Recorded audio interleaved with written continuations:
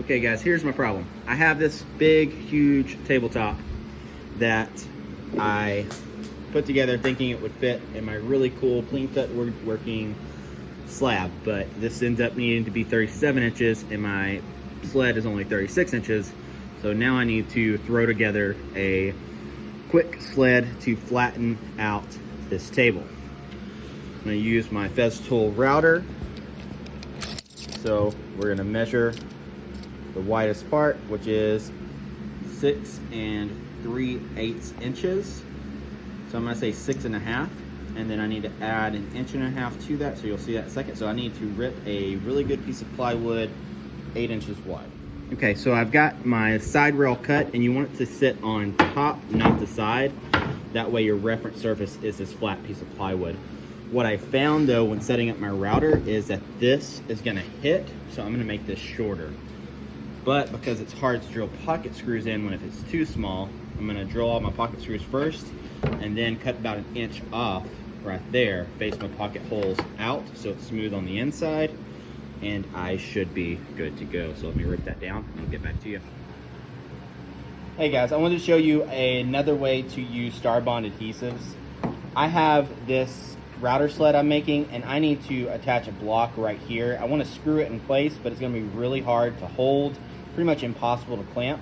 So what I'm going to do is I'm going to take my star bond and just put a little dab right there and a little dab right there. You can see it's kind of running down. I use the medium. Then I'm going to spray my activator on like that, and then I'll have just enough time to position that in place, hold it for a few seconds, and then boom, that will hold my piece in place. Now I can drill out my pilot holes, run some screws in there for it to really get a good bite. Okay guys, so I've stuck this on here with some star bond adhesives. I'll put my affiliate link in the description for that. I've got that attached. I'm gonna do another block on the other side, and I'm just gonna pre-drill some holes, screw that on, and then that will act as my lip when I put it on my guide rail to keep it from going in and out. That way it doesn't fall off my work surface. All right, we've got the sled portion made. I still need to cut out for it.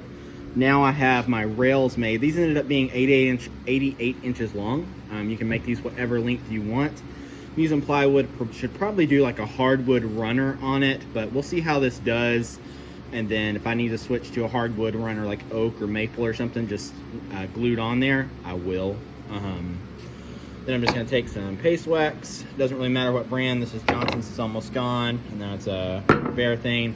Wax this really good, give it some protective, make it easy to slide. And then I'm gonna make a catch to keep everything aligned. Here is where we're at. I've got my rails set up across my workbench. I know my workbench is flat. I just screwed it down right there so clamps didn't get in the way. I might end up screwing it down to my workbench as well. I waxed my edges real good, and then I put a T-stop on here, almost like my table saw fence. What I did with that is I just took a piece of 3/4 or 13/16 stock, put it tight in there, and then wax this guy so whenever it flips over, it'll get into the 18mm plywood with a little bit of slop, so it will tilt a little bit in there, but you can see that slides very easily and keeps itself aligned. So that will make it very easy to move down the length of a board. You can see I can come all the way off over here. I should put a clamp here to act as a stop. Then I can easily slide down over here as well, and I just need to make a stop. If I need to add a little stop block on the other side, I will, but I don't really see that being necessary. Now I need to basically put a big hole in the middle of it for my router. So I do want to talk about setting this guy up real quick. You can see this guy right here. This is a collet extension, which allows me to get enough plunge depth to actually get to my board. Dust collection is pretty much useless to even bother trying with on this thing. So either do it outside, or I'm gonna turn on my exhaust fans from a paint booth to suck the dust outside while I do this. As far as my flattening bit, this is what I'm using. This is not the ideal bit for this. See, that's only about 1.25 inches wide. I've got a 2-inch bit coming Should be here tomorrow. I will test it out and then put a link to it. This guy's here, and what I did is I ordered the wrong size. I ordered a 1/2 inch collet extension, and then my bit, I accidentally ordered a 1/4 inch bit, so I can't use my real flattening bit that I have. But this will make do in a pinch, and will do what I need it to do. And you can see it cutting in right there. So any router works with this. Obviously, the more power, the better, but any router works. I'm using my Tool router for this. And I just made this wide enough for it to sit like this. I can lock my router on, slide it back and forth as I go, and then slide it down as I go as well. So should be pretty simple. All right, so what you want to do is you want to find like your low spot, plunge your router down, lock it, and then go ahead and set your depth stop. That way you don't plunge too deep. And I might need to take lighter passes, but that will be like my final pass. So now, it's now or never. Ear Pro on.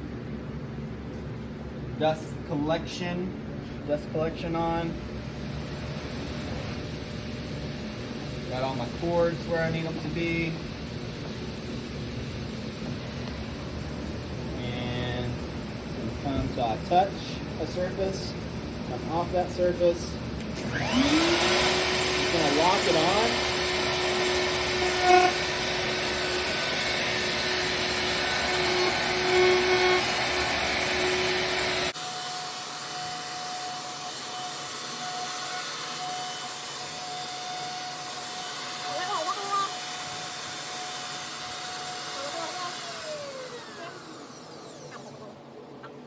So I wasn't really getting anywhere, so what I'm going to do is I'm just going to come back and then try again, reference down, lock it in place.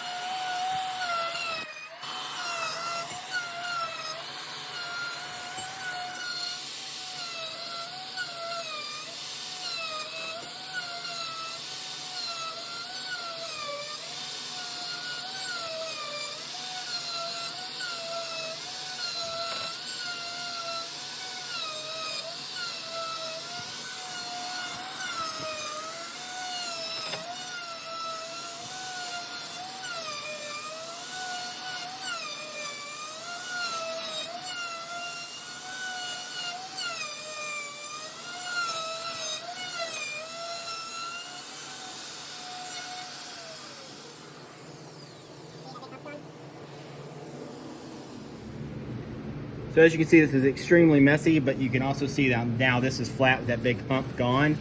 So I can save a lot of time in my glue ups, and then I'll have a perfectly flat surface for finishing, final sanding, throw some 40 grit on the Rotex, flatten this guy out, and we'll be done. All right, so this is definitely an outside toy because it's making a big mess. The fans did a really good job of sucking out the small dust. Like I didn't feel that I'm breathing in small dust feeling. Probably should have worn my respirator. But this is a flattening sled. It's extremely simple. I have a very fancy one up in my loft that was just too small for this particular job, but I'll pull it out and do an overview of it as well if you're wanting that really like premium, awesome sled. Clean cut woodworking makes those.